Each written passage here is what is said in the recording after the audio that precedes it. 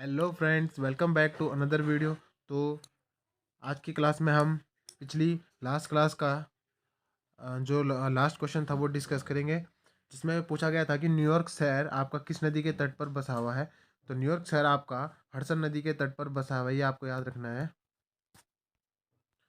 तो हमारा आज का पहला क्वेश्चन हो जाएगा कि भारतीय राष्ट्रीय कांग्रेस की पहली महिला अध्यक्ष, पहली महिला भारतीय अध्यक्ष हो जाएगा। ये क्वेश्चन पूछा गया था कि पहली महिला भारतीय अध्यक्ष आईएनसी की कौन थी। तो उसका राइट आंसर हो जाएगा आपका सरोजनी नायडू पहली भारतीय महिला अध्यक्ष थी आईएनसी की। सरोजनी नायडू का उपनाम पूछे तो भारत की कोकिला भी इन्हें ही कहा जाता है, तथा इनका जन्म बात करें तो भारत की कोकिला भी इन्हें ही कहा जाता है। इनका जन्म हुआ था 13 फरवरी 1879 को। इनका जन्म हुआ था हैदराबाद में, इनका जन्म होता है। इनके जन्म दिवस को 13 फरवरी को राष्ट्रीय महिला दिवस के रूप में मनाया जाता है। ये काफ़ी इंपॉर्टेंट है कि 13 फरवरी को सरोजिनी नायडू के जन्म दिवस पर राष्ट्रीय महिला दिवस मनाया जाता है। जो सरोजिनी नायडू है, इन्होंने 1925 के कानपुर अधिवेशन में अध्यक्षता करी थी। इनकी पहली पुस्तक का नाम है द गोल्डन थ्रेशोल्ड। इनकी पहली पुस्तक थी, 1905 में प्रकाशित होती है।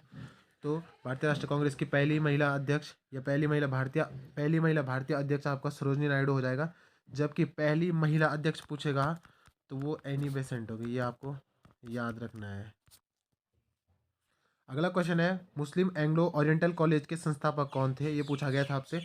इसका आंसर हो जाएगा सर सैयद अहमद खान इसके संस्थापक थे, जिसकी स्थापना 1875 में सर सैयद अहमद खान द्वारा की जाती है। सर सैयद अहमद खान की एक पत्रिका है काफ़ी इंपॉर्टेंट, उसका नाम है तहजीब उल अखलाक, इनकी एक पत्रिका थी। अगला क्वेश्चन पूछा गया था कि पंपास घास के मैदान कहाँ पाए जाते हैं।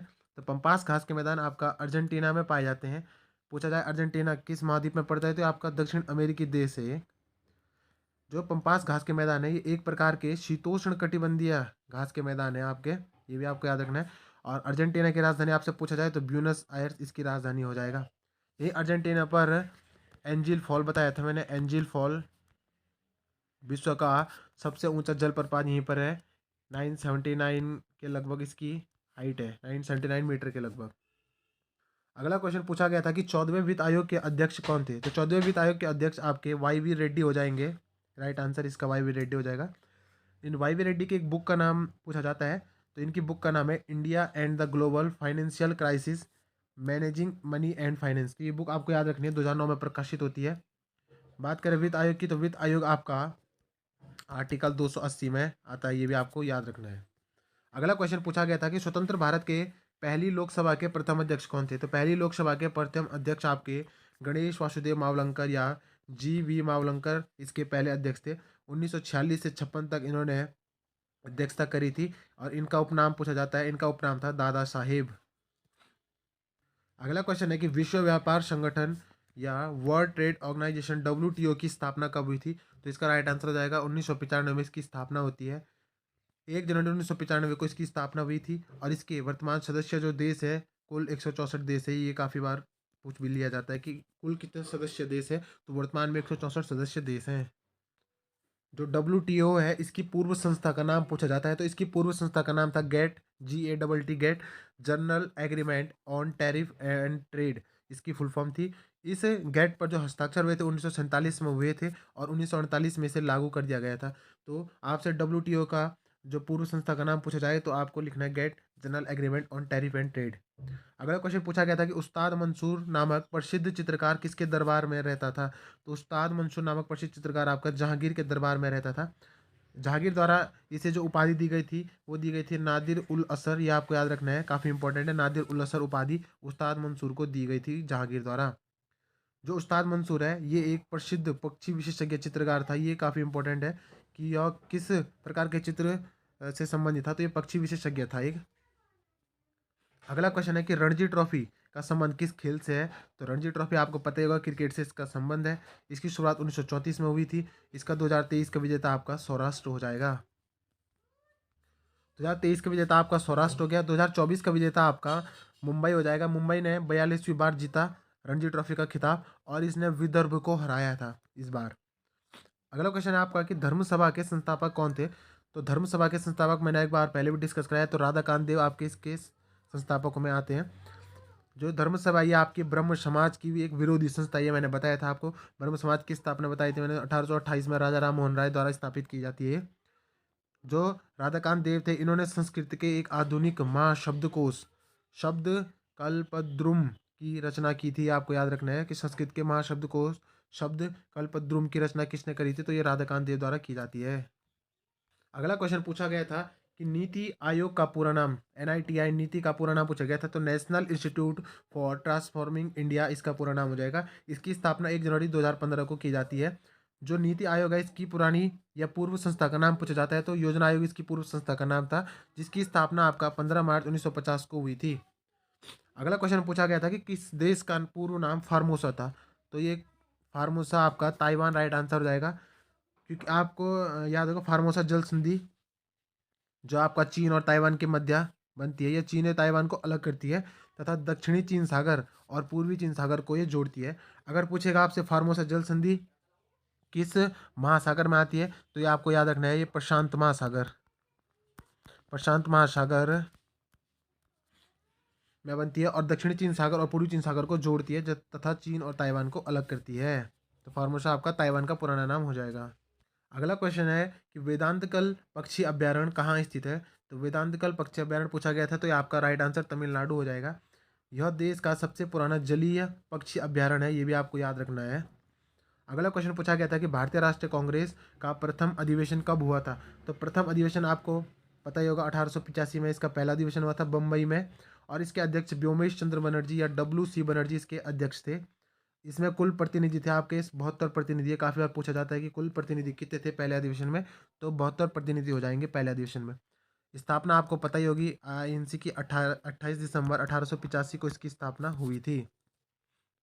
अगला क्वेश्चन पूछा गया था कि क्रिकेट की अंतर्राष्ट्रीय संस्था का नाम क्या है, ये आपको पता ही होगा। क्रिकेट की अंतर्राष्ट्रीय संस्था का नाम ICC हो जाएगा। इंटरनेशनल क्रिकेट काउंसिल इसका वर्तमान नाम हो जाएगा। इंटरनेशनल क्रिकेट काउंसिल इसका वर्तमान नाम हो जाए, फुल फॉर्म हो जाएगी इसकी इंटरनेशनल क्रिकेट काउंसिल ICC की।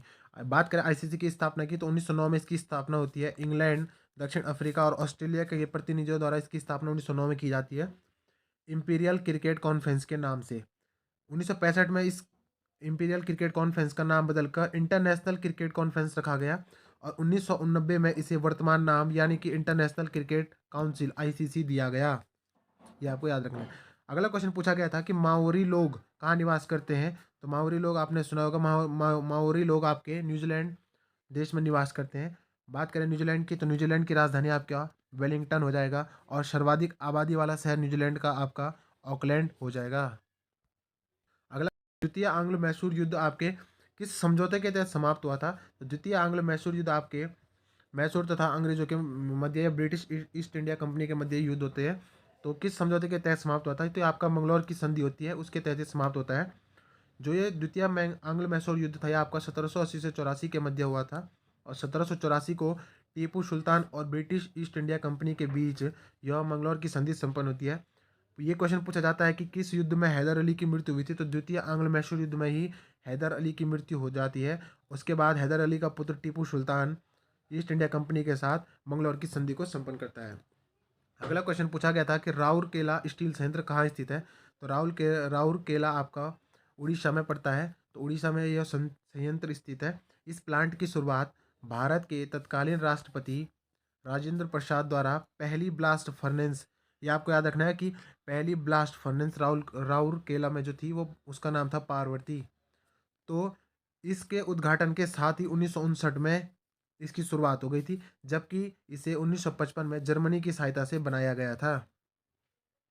एक चीज़ आपको याद रखनी है कि इस समय भारत में कौन सी पंचवर्षीय योजना, तो सेकेंड पंचवर्षीय योजना चल रही थी उस समय भारत में। अगला क्वेश्चन पूछा गया था कि भारत ने 1983 में किसे हराकर अपना पहला वर्ल्ड कप जीता था, तो भारत ने वेस्ट इंडीज़ को हराकर 1983 में ODI वर्ल्ड कप अपने नाम किया था, वेस्ट इंडीज़ को हराकर। 2024 का भारत में हुआ था वर्ल्ड कप, इस बार 2024 का भारत में हुआ था और विजेता रही थी आपका ऑस्ट्रेलिया, भारत रनर अप रही थी। जबकि 2027 का वर्ल्ड कप आपका साउथ अफ्रीका, जिम्बाब्वे और नामीबिया देशों में संपन्न किया जाएगा। अगला क्वेश्चन पूछा गया था कि विपिन चंद्र पाल द्वारा कौन सा समाचार पत्र शुरू किया गया था, ये मैंने पहले बताया था आपको कि न्यू इंडिया समाचार पत्र बिपिन चंद्र पाल द्वारा शुरू किया गया था 1901 में शुरू। यह एक अंग्रेजी साप्ताहिक पत्रिका थी। विपिन चंद्र पाल का उपनाम पूछा जाए अगर, तो उनका ना उपनाम है क्रांतिकारी विचारों का जनक इन्हें ही कहा जाता है। अगला क्वेश्चन है कि संविधान सभा की ऑर्डर ऑफ बिजनेस समिति के अध्यक्ष कौन थे? तो ऑर्डर ऑफ बिजनेस समिति के अध्यक्ष आपके के एम मुंशी राइट आंसर हो जाएगा। कुछ अन्य समितियां जैसे संघ शक्ति समिति तथा संघ संविधान समिति, तो इसके अध्यक्ष आपके जवाहरलाल नेहरू हो जाएंगे। जबकि प्रांतीय संविधान समिति के अध्यक्ष आपके सरदार पटेल हो जाएंगे। अगला क्वेश्चन पूछा गया था कि मेडागास्कर द्वीप कहाँ स्थित है? तो मेडागास्कर द्वीप आपने सुना होगा। मेडागास्कर द्वीप आपका हिंद महासागर में पड़ता है। हिंद महासागर में अफ्रीका के पूर्वी तट पर स्थित एक द्वीपीय देश है। मैंने आपको हॉर्न ऑफ अफ्रीका बताया था, तो हॉर्न ऑफ अफ्रीका के जस्ट नीचे ही मेडागास्कर द्वीप पड़ता है। तो यह एक हिंद महासागर में एक अफ्रीका के पूर्वी तट पर स्थित एक द्वीपीय देश है। इससे इंपॉर्टेंट फैक्ट बनता है कि यह विश्व का चौथा सबसे बड़ा द्वीप है। ये भी आपको याद रखना है, मेडागास्कर द्वीप। पहला पूछा जाएगा तो ग्रीनलैंड इसका राइट आंसर हो जाएगा। अगला क्वेश्चन था कि 2011 की जनगणना के अनुसार सबसे कम लिंगानुपात किस राज्य का है? तो सबसे कम लिंगानुपात आपका आंसर हो जाएगा हरियाणा। लिंगानुपात का उपयोग प्रति हजार पुरुषों पर महिलाओं की संख्या का वर्णन करने के लिए किया जाता है। अगर आपसे लिंगानुपात का मतलब पूछा जाएगा तो इसका हो जाएगा कि प्रति हजार पुरुषों पर महिलाओं की संख्या का वर्णन करना लिंगानुपात कहलाता है। पूछा जाएगा 2011 में लिंगानुपात कितना था? तो 2011 में हजार पुरुषों पर 943 महिलाएं थी, तो 943 आपका लिंगानुपात था। जबकि 2001 में हजार पुरुषों पर 933 महिलाएं थी, तो 933 आपका लिंगानुपात 2001 में था। अगला क्वेश्चन है कि गौतम बुद्ध के पुत्र का नाम क्या था? तो गौतम बुद्ध के पुत्र का नाम राहुल हो जाएगा। बात करें गौतम बुद्ध के जन्म की, तो गौतम बुद्ध का जन्म 563 ईस्वी में कपिलवस्तु लुम्बिनी में राजकुमार सिद्धार्थ के रूप में हुआ था। ये आपको याद रखना है कि 563 ईस्वी में कपिलवस्तु लुम्बिनी में सिद्धार्थ के नाम से हुआ था। इनके जन्म का जो चिन्ह है पूछा जाता है कमल कमल और बैल इनके जन्म का चिन्ह है। इनकी पत्नी का नाम आपका यशोधरा हो जाएगा। अगला क्वेश्चन पूछा गया था कि बास्केटबॉल की उत्पत्ति किस देश से हुई है? तो बास्केटबॉल की उत्पत्ति आपका अमेरिका से हुई है, इसलिए यह अमेरिका का क्या है, राष्ट्रीय खेल भी है। ये क्वेश्चन पूछा जाता है कि बास्केटबॉल में खिलाड़ियों की संख्या कितनी है? तो ये आपको याद रखना है 5 खिलाड़ी बास्केटबॉल में होते हैं। बास्केटबॉल की सबसे बड़ी संस्था, तो बास्केटबॉल की सबसे बड़ी संस्था आपका NBA हो जाएगा, नेशनल बास्केटबॉल एसोसिएशन। तो इसकी उत्पत्ति आपके अमेरिका से हुई है। अगला क्वेश्चन है कि पुस्तक poverty and un British rule in India ये किसके द्वारा लिखित है? तो यह दादा भाई नौरोजी द्वारा 1901 में लिखित है। ये मैंने पहले भी डिस्कस कराया है। इन्होंने 3 बार INC की अध्यक्षता करी थी, ये भी आपको याद रखना है। 1886, 1893 और 1906 में इन्होंने अध्यक्षता करी थी। इनका उपनाम grand old man of India भी इन्हें ही कहा जाता है, दादा भाई नौरोजी जी को। अगला क्वेश्चन है ब्रिटिश भारत और अफगानिस्तान के बीच सीमा रेखा कौन सी थी? आपको याद रखना है ब्रिटिश भारत पूछा गया, तो ब्रिटिश भारत में अफगानिस्तान के साथ जो सीमा बनी थी वो थी डूरंड रेखा। इसका निर्धारण 1893 में किया जाता है। वर्तमान में यह रेखा पाकिस्तान और अफगानिस्तान के मध्य स्थित है। अगला क्वेश्चन है भारत में चुनाव आयोग की स्थापना कब हुई थी? तो चुनाव आयोग की स्थापना भारत में 1950 में हुई थी। 25 जनवरी 1950 को चुनाव आयोग की स्थापना हुई थी। 25 जनवरी 1950 को चुनाव आयोग की स्थापना हुई थी, इसलिए 25 जनवरी को आपका प्रतिवर्ष राष्ट्रीय मतदाता दिवस के रूप में मनाया जाता है। ये भी आपको याद रखना है। चुनाव आयोग का मुख्यालय आपका नई दिल्ली में हो जाएगा। भारत के पहले मुख्य चुनाव आयुक्त जो आपके ये पूछा जाता है, तो सुकुमार सेन इसका राइट आंसर हो जाएगा। अगला क्वेश्चन पूछा गया था कि कोलंबिया का पठार आपके किस देश में पड़ता है? तो ये आपका उत्तरी अमेरिका में पड़ता है कोलंबिया का पठार। अगला क्वेश्चन कि नाट्य शास्त्र के लेखक कौन थे? तो नाट्य शास्त्र के लेखक आपका भरत मुनि राइट आंसर हो जाएगा। अगला क्वेश्चन पूछा गया था कि कोलेरू झील आपके कहाँ स्थित है? तो कोलेरू झील आपके आंध्र प्रदेश में स्थित है। कोलेरू झील से इंपॉर्टेंट है कि यह एक लैगून झील है। ये तो आपको पहले भी बता चुका हूँ मैं कि यह एक लैगून झील है और यह कृष्णा और गोदावरी नदियों के मध्य स्थित है। तो ये काफ़ी बार पूछा जाता है कि कोलेरू झील आपका किन नदियों के मध्य स्थित है? तो यह आपका कृष्णा और गोदावरी नदियों के मध्य फैली हुई एक झील है। अगला क्वेश्चन कि जैन धर्म के अंतिम तीर्थकर या 24वें तीर्थकर कौन थे? तो महावीर स्वामी इसका राइट आंसर हो जाएगा। महावीर स्वामी से बात कर रिलेटेड अगर तो इनका जन्म 540 ईसा पूर्व कुंड ग्राम वैशाली में वर्धमान नाम से हुआ था। ये भी आपको याद रखना है। इन जो जैन धर्म है इनके पहले तीर्थकर आपका ऋषभनाथ या ऋषभ देव हो जाएगा, जबकि 23वें आपका पार्श्वनाथ हो जाएगा। अगला क्वेश्चन कि पांचवी पंचवर्षीय योजना का कार्यकाल क्या था? तो पांचवी पंचवर्षीय योजना का कार्यकाल आपका 1974 से 1979 हो जाएगा। जो पांचवी पंचवर्षीय योजना थी इसका मूल उद्देश्य काफ़ी बार पूछा जाता है, तो इसका मूल उद्देश्य आपका गरीबी दूर करना था, तथा पहली बार नारा दिया गया इसी पंचवर्षीय योजना में कि गरीबी हटाओ। इसी पंचवर्षीय योजना के समय पर 1975 में भारत में न्यूनतम आवश्यकता कार्यक्रम शुरू किया गया। ये भी आपको याद रखना। अगला क्वेश्चन था कि लखनऊ से 1857 की क्रांति का नेतृत्व किसने किया था? तो 1857 की क्रांति का नेतृत्व लखनऊ से आपका बेगम हजरत महल ने किया था। बात करें 1857 की क्रांति की, तो ये आपकी पूछा जाए शुरुआत कहाँ से हुई थी? तो 10 मई 1857 को मेरठ शहर में ब्रिटिश ईस्ट इंडिया कंपनी के सिपाहियों या भारतीय सैनिकों के विद्रोह के रूप में शुरू हुई थी। इस विद्रोह का जो प्रतीक था कमल और रोटी, ये आपको याद रखना है। अगला क्वेश्चन था कि पेरियार टाइगर रिजर्व आपका कहाँ स्थित है? तो पेरियार टाइगर रिजर्व आपका केरल में स्थित है। यहीं पर पेरियार नामक एक नदी भी बहती है।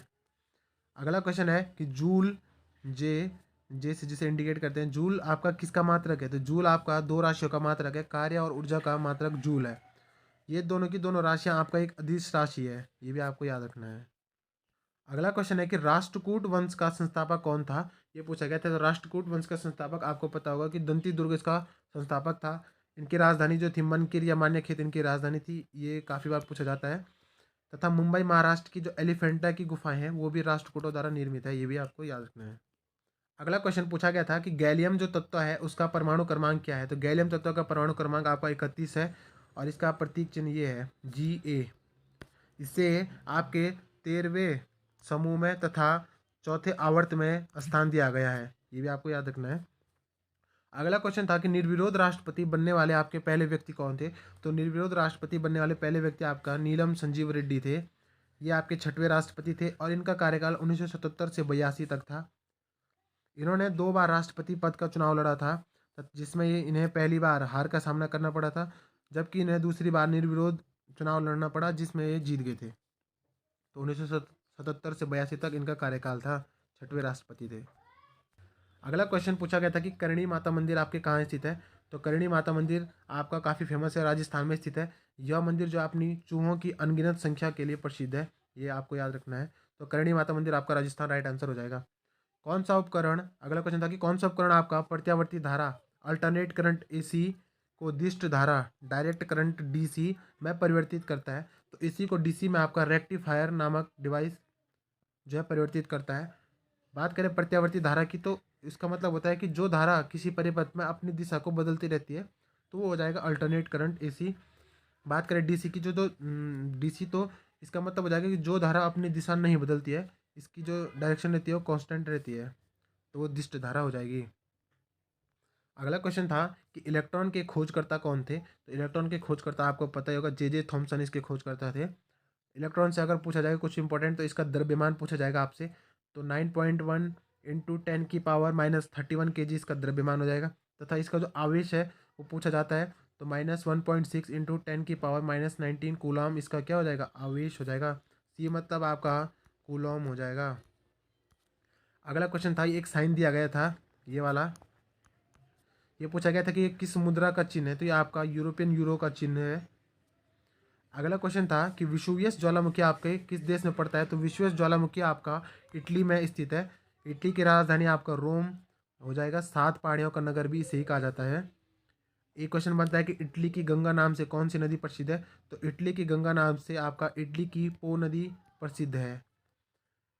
यही इटली में प्रसिद्ध एकोना मरुस्थल या एकोना रेगिस्तान भी इटली में ही पड़ता है, ये भी आपको याद रखना है। अगला क्वेश्चन था कि संपत्ति का अधिकार किस अनुच्छेद में रखा गया है? तो संपत्ति का अधिकार आपका अनुच्छेद 300A में रखा गया है। पहले यह एक मौलिक अधिकार था जिसे 44वें संविधान संशोधन 1978 द्वारा मौलिक अधिकारों से हटाकर कानूनी अधिकार बना दिया गया आर्टिकल 301 में रखकर। और आज का अंतिम प्रश्न आपका, राष्ट्रीय शिक्षा दिवस कब मनाया जाता है?